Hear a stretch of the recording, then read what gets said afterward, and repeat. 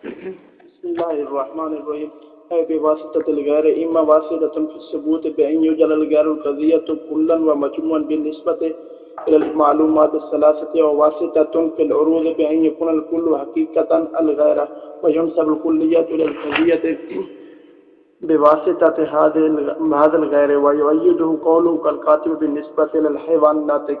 تفصيله أن المعنى المركب الذي يتكون حقيقته من أشياء متعددة كل بالنسبة إلى هذه الأشياء بالذات، وهذه الأشياء أجزاء له بالذات، كالإنسان المتكون حقيقته كالإنسان المتكون حقيقة من الحيوان والناطق. والمعنى الذي يتحد مع هذا المعنى المركب اتحادا بالأرض كل بالأرض بالنسبة إلى هذه الأشياء المتعددة، وهذه الأشياء أجزاء له بالأرض، كمفهوم الكاتب المتحد مع الإنسان المركب من الحيوان والناطق.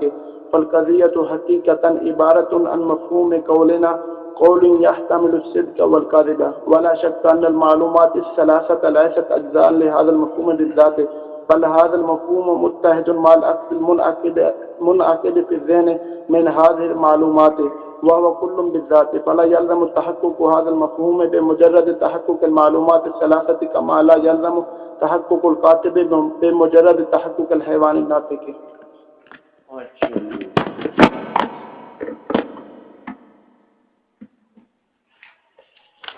اب یہ ماتن نے جو فرمایا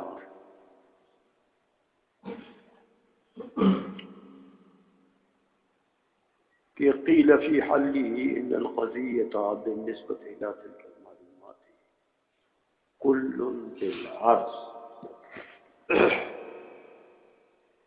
کہ قضیہ جو ہے یہ ان اجزاء ثلاثہ کی طرف جب نسبت کرو گے، موضوع، محمول اور نصب تام خبری، تو یہ ان کے لیے کل بالعرض ہے،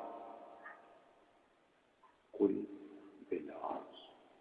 قضیہ کا ثبوت ان اجزاء کے لیے،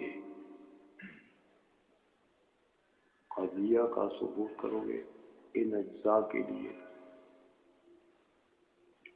تو یہ کل بالعرض ہے۔ قضیہ کل بالعرض ہے، تو یہ اجزاء اس قضیہ کے لیے اجزاء بالعرض ہوں گے۔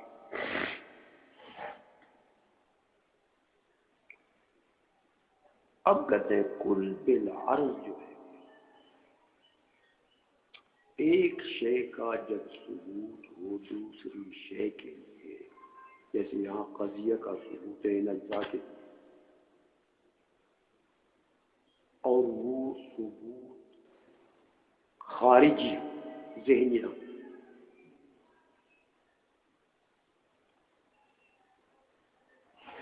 اور وہ بالواسطہ، ایک شے کا ثبوت ہو دوسری چیز کے لیے ثبوت خارجی،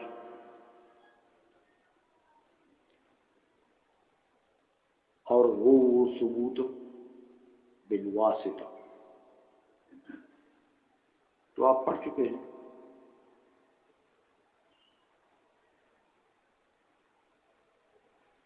کہ وہاں تین چیزیں ہوئی نا،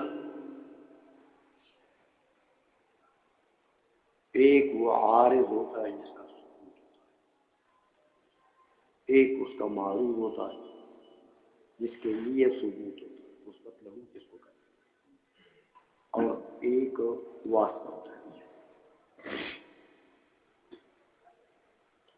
تو کبھی تو عارض سے حقیقتاً دونوں موصوف ہوتے ہیں، دونوں کون؟ واسطہ اور بالواسطہ دونوں، تو اس کو کیا کہتے ہیں؟ واسطہ پہ ثبوت غیر ثقیل۔ کبھی ایک موصوف ہوتا ہے حقیقت، واسطہ یا ذیل واسطہ۔ اگر ذیل واسطہ حقیقت موصوف ہے تو یہ واسطہ پہ ثبوت صحیح ہے، کہ وہ جو واسطہ ہے وہ تو موصوف نہیں ہے، دوبی اور رنگ کی مثال. اور اگر واسطہ حقیقت موصوف ہے اور ذیل واسطہ کی طرف اس کی نسبت مجازی ہے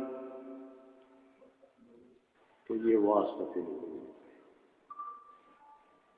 یہ دو قسم کے واسطے. فرماتے ہیں کہ میاں دیکھو یہاں کل بالعرض کے قضیہ کو کل بالعرض کہہ دیا ان اجزاء کے لیے، تو بالذات تو نہیں کہا نا. مطلب یہ کہ قضیہ کا ثبوت ہو ان اجزاء کے لیے بالذات تو نہیں ہے، کل بالذات نہیں ہے وہ ان کے لیے. وہ قضیہ جو ہے وہ ان اجزاء کے لیے کل بالعرض. تو کل بالعرض کا کیا مطلب؟ کل بالواسطہ. ہمیں آئیے اب واسطہ کی یہ دو صورتیں بنتی ہیں یہاں پر. واسطہ فی ثبوت غیر سفیر محض، واسطہ فی ثبوت ہو سفیر محض، اور واسطہ پھر حروف.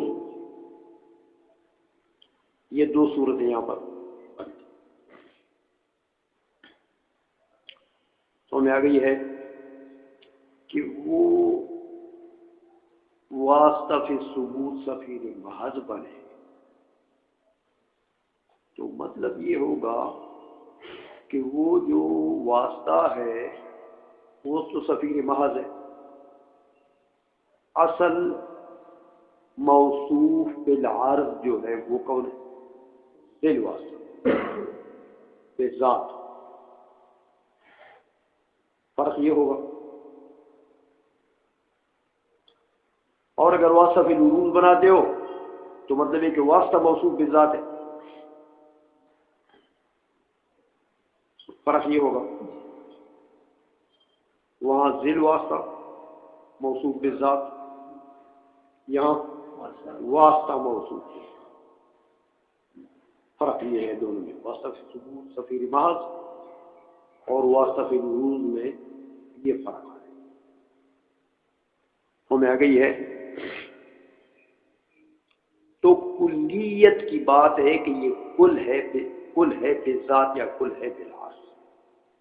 تو ماتن نے فیصلہ کر دیا کہ کل بالعرض ہے. قضیہ جو ہے وہ ان اجزاء کے لیے کل بالعرض پھر کل بالواسطہ. سنائیے تو مطلب یہ ہے کہ واسطہ فی ثبوت میں کلیت کے ساتھ موصوف ہے کون؟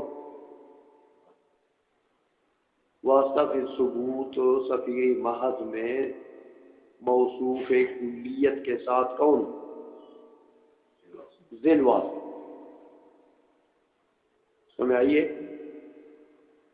کلیت کے ساتھ. اور واسطہ فی العروض میں کلیت کے ساتھ موصوف ہے کون؟ بالذات واسطہ. سمجھ آ گئی ہے. تو کلیت کی نسبت جو ہے وہ ان اجزاء کے لیے جو قضیہ ہے اس کی طرف کیا ہے؟ کلیت کی نسبت اس کی طرف بالعرض ہے، بالواسطہ. یہ فرق ہو گیا نا. تفصیل سے ذرا اس کی وضاحت فرماتے ہیں الحمدللہ. کہتے دیکھو میاں اس کو یوں سمجھو کہ ایک شے ایسی ہے کہ وہ اس کی حقیقت مرکبہ ہے من الاجزاء. اس کی حقیقت مرکب ہے من الاجزاء. جیسے مثال دی آپ کو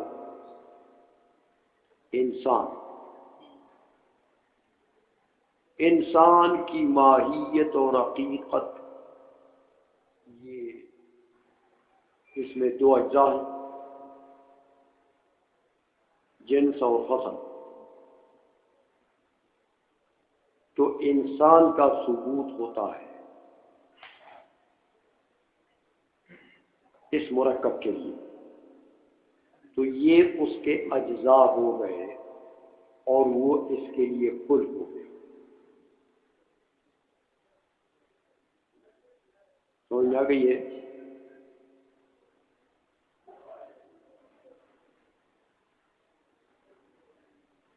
تو اب آپ کہتے ہیں کہ بھائی یار انسان کے لیے اجزاء حقیقیہ کون ہے؟ یہی حیوان الناطق.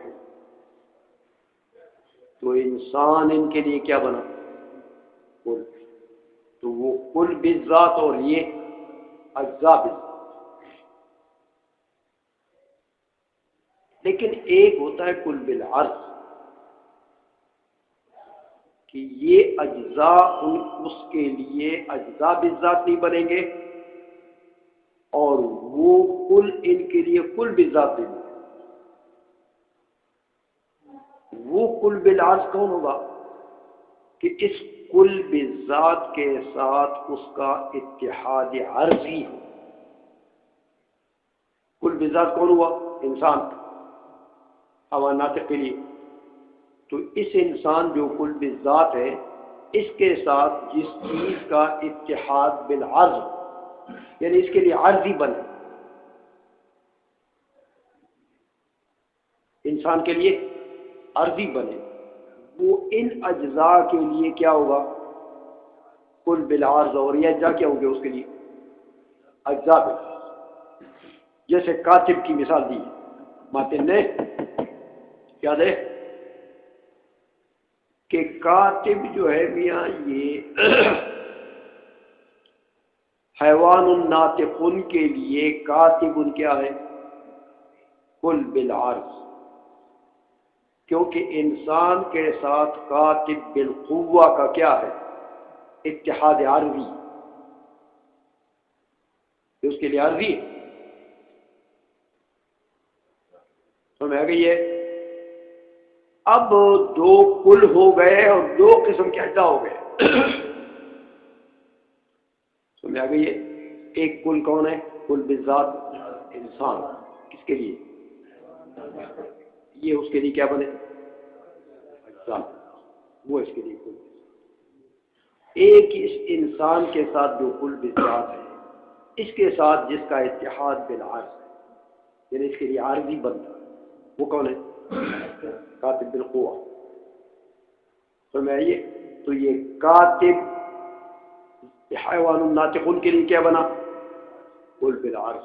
اور یہ حیوان ناطقون کاتب کے لیے کیا بنے؟ سمجھ آ گئی بات؟ تو میاں اجزاء حقیقیہ کے وقت تحقق ضروری ہوتا ہے کل بالذات کا. کل بالعرض کا تحقق نفس اجزاء حقیقیہ کے تحقق سے لازم نہیں آتا. یہ قاعدہ بن گیا. بس جیسے دیکھو حیوان الناطقن یہ موجود ہو جائے گا تو کیا کاتب موجود ہو جائے گا؟ جب تک کتابت عارض نہیں ہوگی نفس حیوان الناطقن کے وجود سے کاتب موجود ہو جائے گا. کتابت کا عروض کا تحقق ضروری ہے. جب تک کتابت کے عروض کا تم لحاظ نہیں کرو گے کہ کتابت بالقوہ بھی ان کو عارض ہے، جب یہ لحاظ نہیں کرو گے تو نفس حیوان الناطقون کے تحقق سے کاتب موجود ہو جائے گا. ہاں نفس حیوان الناطقون کے تحقق سے انسان کا وجود ضروری ہے، یہ اس کا اجزاء حقیقیہ ہے. لیکن کاتب کا تحقق یہ ضروری نہیں ہے. سمجھے وہ بات کو؟ بس اس قانون کو کہتے ہیں لے لو تو آپ کا مسئلہ آج حل ہو جائے کہ اجزاء حقیقیہ ہے قضیہ کے کون؟ موضوع معمول نسبت محق. ان کی یہ اجزاء حقیقیہ ہے کن کے لیے؟ قضیہ کے لیے، یعنی یوں سمجھو کہ قضیہ سے جو عقد منعقد ہوتا ہے ذہن میں ایک مرکب تام موجود ہو جاتا ہے، وہ اس کے لیے کیا ہے؟ کل بالذات. سمجھا گئی ہے؟ ایک ہے قضیہ کا مفہوم ما يحتمل الصدق والكذب، یہ مفہوم ہے. یہ ما يحتمل الصدق والكذب جو ہے یہ اس عقد منعقدہ جو ایک مرکب تام اس کے ساتھ کیا ہے، اس کا اتحاد بالعرض ما يحتمل الصدق والكذب. تو وہ جو عقد منعقدہ ہے، وہ جو مرکب تام کہتے ہیں آپ جس کو، وہ تو میاں یہ تینوں اجزاء متحقق ہوں گے تو اس کا تحقق تو ضروری ہے کہ وہ کل بذات ہے، اور یہ اجزاء اس کے لیے اجزاء بذات ہے. تو لہذا اس مرکب تام کا تحقق ہو، اس کو مطلوب قضیہ کہو یا اس کو عقد منعقدہ کہو یا اس کو مرکب تام کہو، اس کا تحقق وہ ہے ان کے لیے کل بذات. لہذا یہ تینوں اجزاء جب ہوں گے تو وہ کل بذات لازماً متحقق ہو. سمجھا گئی ہے؟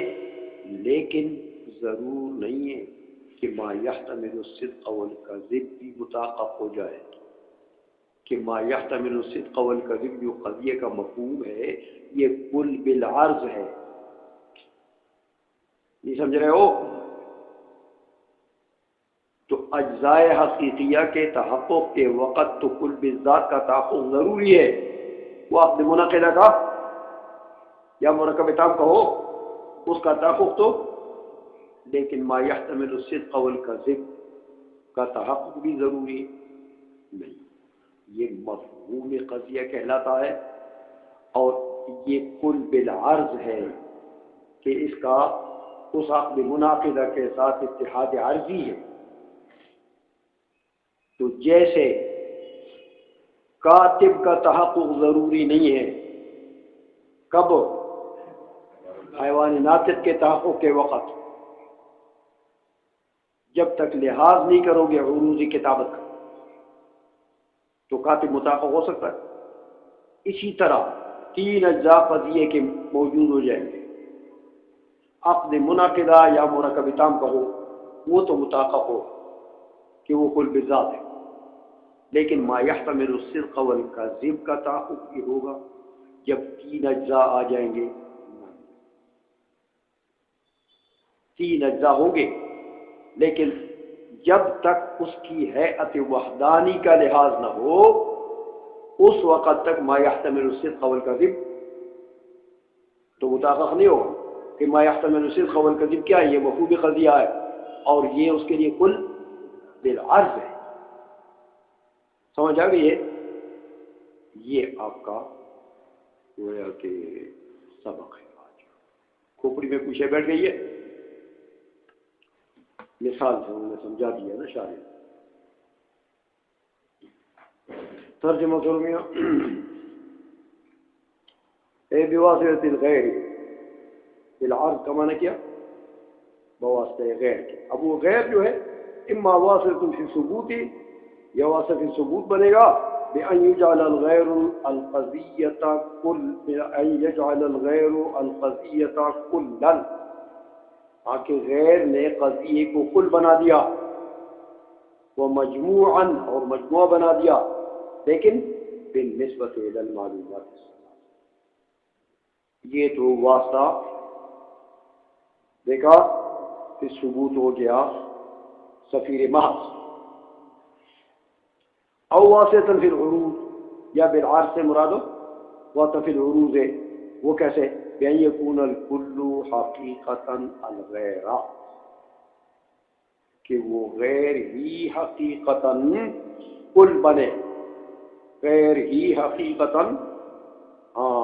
لیکن وَيُنْسَبُ الْكُلِّيَّةُ إِلَى الْقَضِيَّةِ، کلیت کی پھر نسبت و قضیہ کی طرف ہو. یہ بواسطۃ ھذا الغیر، اور میں آئیے یہ واسطہ پھر عروض بن گیا. وَيُؤَيِّدُهُ قَوْلُكَ الْكَاتِبِ بِالنِّسْبَةِ لِلْحَيْوَانِ النَّاطِقِ، یہ جو ماتن نے مثال دیے یہ اس کی تائید پیش کی. وَتَفْصِيلُ، اور اس تائید کی تفصیل سنائیے وہ یہ کہ ان المعنى المرکب الذي يتقوم حقیقته من اشیاء متعددۃ، وہ مرکب وہ معنی مرکب جس کی حقیقت بنتی ہے، يتقوم حقیقته، ہاں جس کی حقیقت بنتی ہے اشیاء متعددہ سے، وہ کل بالنسبۃ الی هذه الاشیاء بالذات، وہی شے جس کی حقیقت بنتی ہے اجزاء متعددہ سے وہ کل بالذات ہے بنسبت انہی اشیاء کے لیے. وہ هذه الاشیاء اجزاء له بالذات، اور یہ اشیاء اس کے لیے اجزاء بالذات ہے. کل انسان المتقوم حقیقته من الحیوان الناطق من الحیوان والناطق، جیسے انسان لے لو کہ اس کی حقیقت بنی ہے من الحیوان والناطق، حیوان اور ناطق دونوں سے اس کی حقیقت بنی ہے. والمعنى الذي يتحد مع هذا المعنى المركب، اور وہ معنی جو متحد ہوگا اس معنی مرکب کے ساتھ، اور کون سا اتحاد ہوگا؟ ہاں اتحادا بالعرض، وہ کل بالعرض، وہ کل بالعرض بنے گا بالنسبت الى هذه الاشیاء المتعددہ، ان اشیاء متعددہ کے بنسبت. وهذه الاشیاء اجزاء له بالعرض، اور یہ اشیاء اس کے لیے کمفہوم الکاتب المتحد مع الانسان، دیکھا جیسے کاتب ہے بالقوہ تو وہ متحد ہے انسان کے ساتھ، اور انسان مرکب حیوان ناطق سے. سمجھ آ گئی ہے؟ تو دیکھو کاتب کیا بنا؟ قل بالعرض، کن کے لیے؟ حیوان ناطقون کے لیے. اور انسان کیا بنا؟ قل بالذات، حیوان ناطقون کے لیے.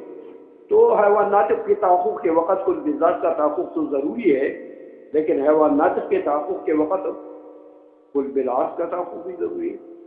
جب تک عروض کتابت کا لحاظ نہیں کرو گے تو نفس حیوان الناطقون کے تحقق سے تو کاتبون کا تحقق نہیں ہوگا. بھی سمجھے ہو بات؟ اب یہ آتے ہیں اپنے مقصد فن قضیہ. یہاں جو مقصد ہے یہ بیان کرتے ہیں کہ فن قضیۃ حقیقتاً عبارت عن مفہوم قولنا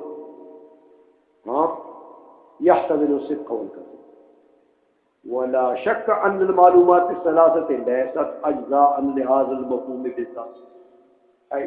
یعنی ما يحتمل الصدق والكذب کے لیے یہ اجزاء بالذات ہے نہیں ہے. اچھا بل هذا المفهوم متحد مع العقد المنعقد في الذهن من هذه المعلومات، بلکہ یہ جو ما يحتمل الصدق والكذب ہے یہ متحد ہے عقد منعقد کے ساتھ. وہ جو حقیقتاً کل ہے اس کے ساتھ اس کا اتحاد ہے، وہ کل بالذات، اور وہ عقد منعقد کیا ہے؟